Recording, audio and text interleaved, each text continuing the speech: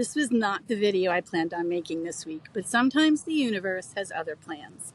And sometimes those plans involve your RV dying in a place called YeeHaw Junction, Florida. Another travel day, another breakdown. This is it's fine. You think it's the alternator. I am in a place called YeeHaw Junction, Florida, somewhere between Vero, where I started out, Vero Beach, and Lake Wales, Okeechobee, on my way to Orlando.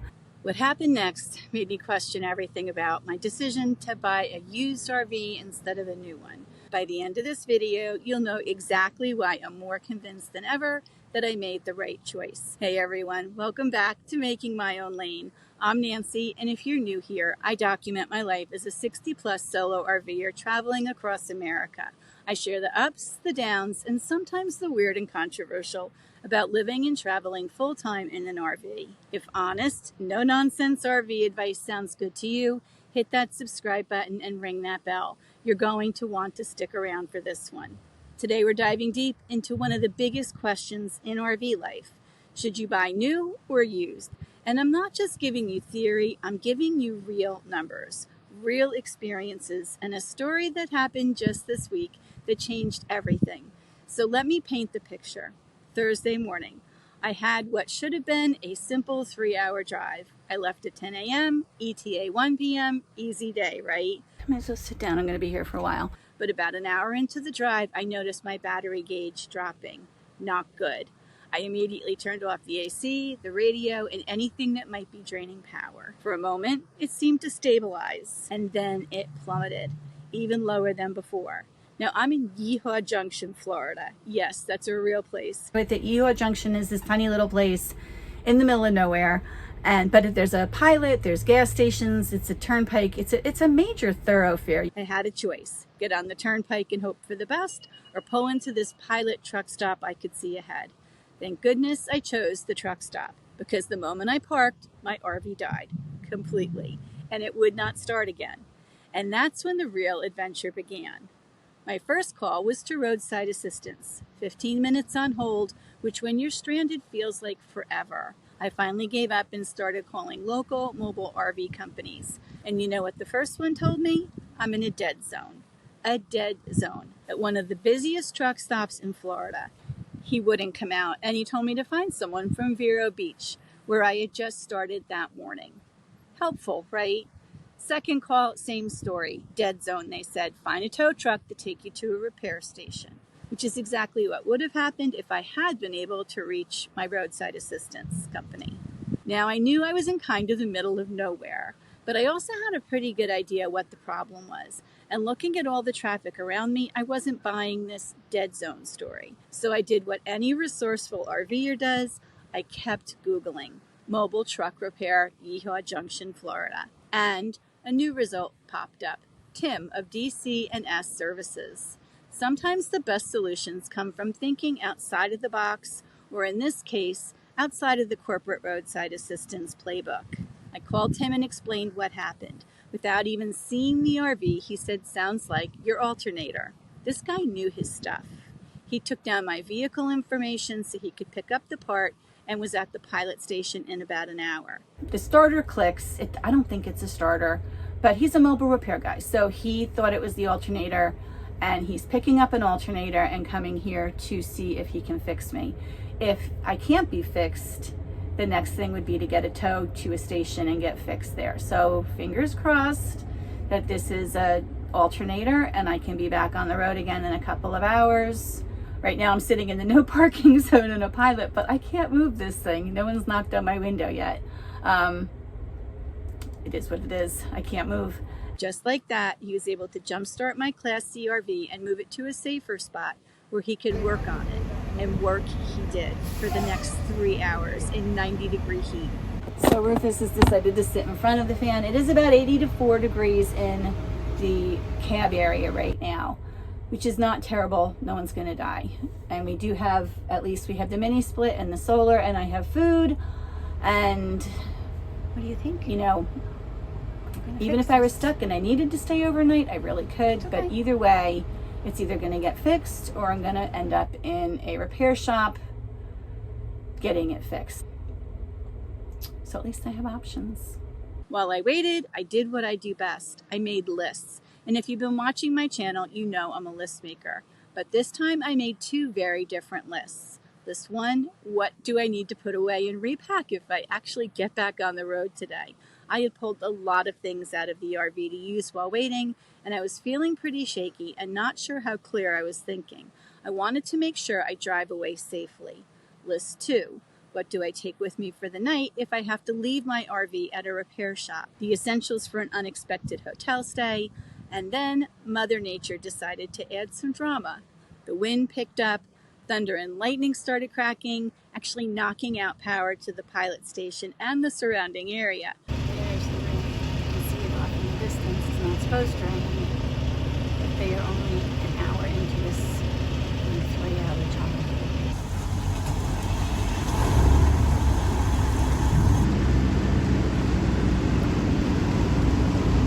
But the rain held off and the temperature dropped to a more manageable 83 degrees. The other drivers, please pull forward to the vehicle island. You are finished fueling. Thank you. Tim was confident he could get me back on the road. I was less certain. But after 3 hours of expert work, he proved me wrong. That moment when your RV starts after being dead for hours, pure magic. Tim had done it and I was road ready again. Thank you so much to Tim and his family for being my roadside angels. I'll leave his info in the description in case you ever find yourself in the same dead zone of YeeHaw Junction, Florida that I was in. What should have been a 3-hour travel day turned into 10 hours. But I arrived at my destination in the daylight, and here's the thing. I was so grateful I hadn't gotten on the turnpike. Can you imagine breaking down on the shoulder of the turnpike with traffic zipping by at 70 plus miles per hour? I definitely would have needed a tow, probably would have spent the night in a hotel, and the stress level would have been through the roof. The truck stop decision was the best call I made that day, and finding a mobile mechanic probably cost me less than a tow, a repair shop visit, and a hotel combined. But here's what happens when you're sitting for 3 hours, not knowing what's going to happen next. Your brain goes into a lot of different directions. At least mine did. I started thinking about all the repairs I've had in the past 2.5 years. Several $1,000s worth. And there's nothing I could have done to prepare for this. My battery was fine the other day. I started the truck up yesterday to make sure everything was okay. Battery is fine. So it's all good until it isn't. One more day in the life. And I started seriously debating whether it would have been better to buy a new RV instead of my 20-year-old Class C. This is Daisy, my 2005 Lazy Days Class C. I paid $50,000 for her in 2022. I know that sounds like a lot, but here's what makes her special. Lazy Days RVs are legendary in the RV world. They're hand-built in California with construction quality that puts most new RVs to shame. We're talking aluminum exterior panels instead of fiberglass, a one-piece aluminum roof, solid wood cabinets instead of particle board, and she has a diesel engine. These things are built like tanks. Daisy has been all over the country for almost 20 years, and she's still rock solid. The previous owner had added a massive solar upgrade, mini split AC and heating, interior remodel, and a composting toilet, making her completely off-grid capable.